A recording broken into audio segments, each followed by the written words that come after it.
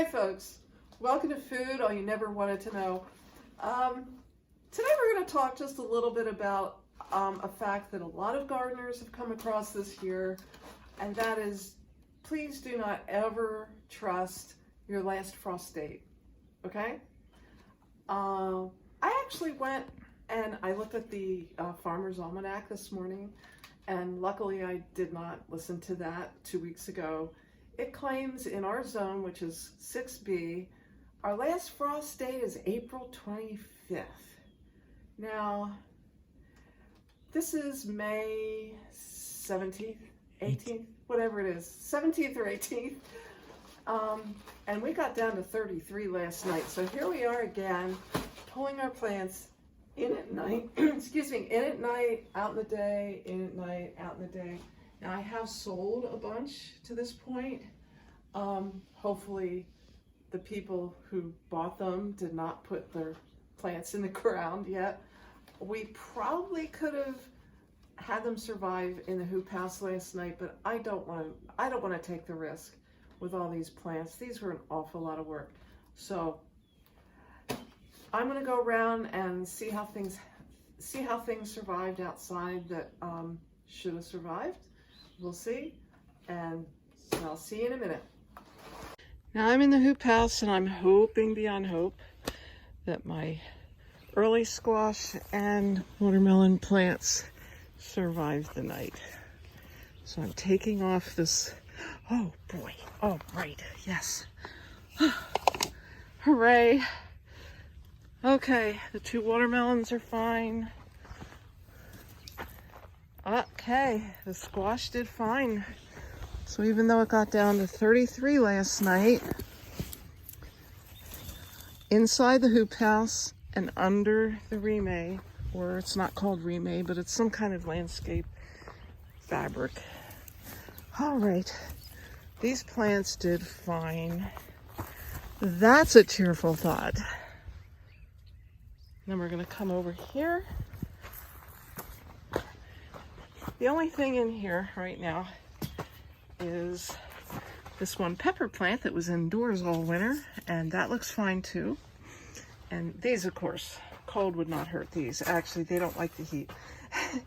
These are the purple sprouting broccoli that I'm hoping to get seeds from. And as you see, they're forming the flowers, and then as the flowers fall off, they fall off these little jiggers that turn into, is that like in focus? I don't know if that's in focus really well. They form the seed pods gradually. Let's see if, here are some that are forming. So you see, these are the seed pods that they will form, and as they get older and older, they'll get bigger, thicker, and they'll dry, and they'll become brown and dry. And then the trick is you need to get the seeds before the pods crack and they fall all over the ground. Can you see that beautiful maroon tree? Beautiful maple tree behind me. Anyway, so as I said, we're in zone 6. According to the Farmer's Almanac, it's supposed to be April 25th or 6th, something like that, our last frost date. Obviously it's not. I don't think it ever has been. I believe it's, from what I learned, it was supposed to be May 10th to 15th, something like that. So I don't know why online it's telling us April 25th. It's a few years back, I think it was 4 or 5 years, we had a hard frost here June 1st. A lot of people lost their tomato plants.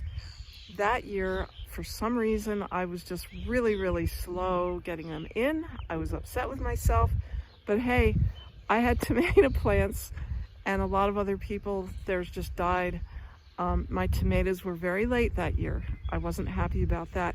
So I think one of the things that you could do, and maybe I'll take a quick look at those, I'll go check them out. My goodness, before I keep going, this is something that is not damaged by the frost.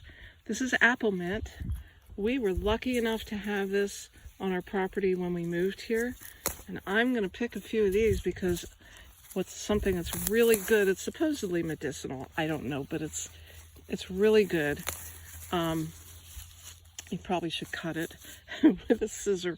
Anyway, this apple mint, you heat up some water, you put a few of these leaves in and add some honey, and it's delicious. Very, very good. Anyway, get back to the topic at hand here.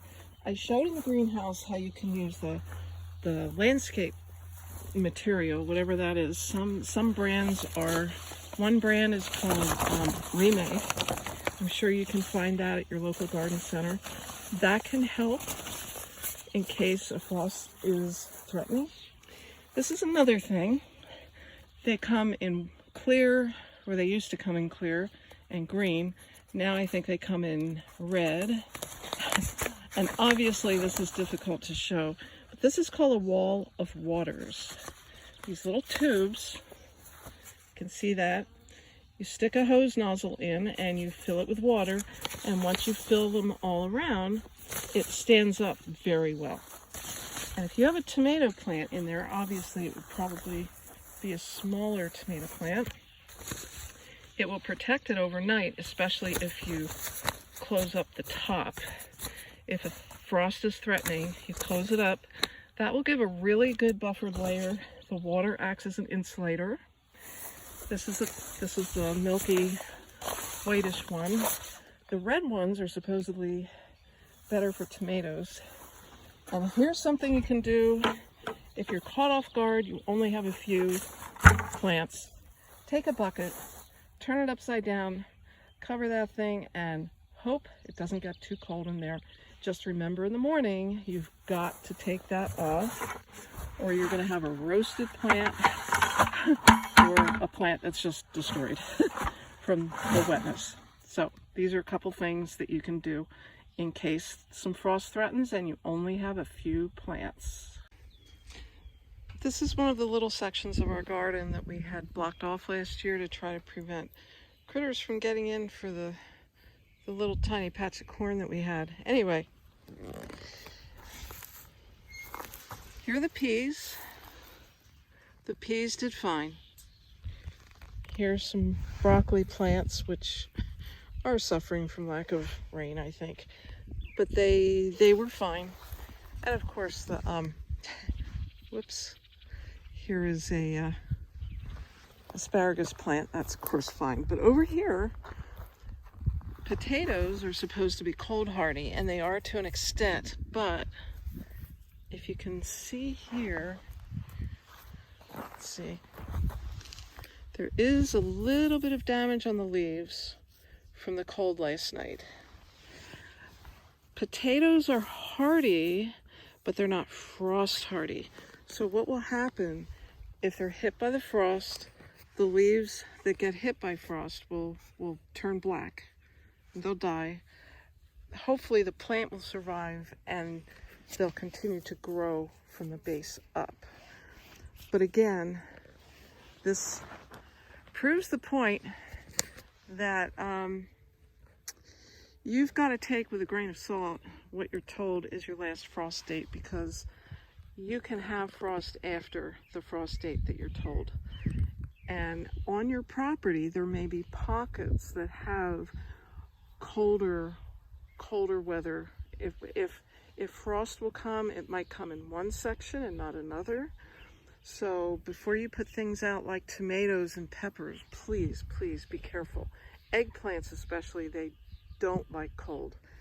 So wait until the weather is settled, till it's nice and warm, and hopefully you'll have a good growing year.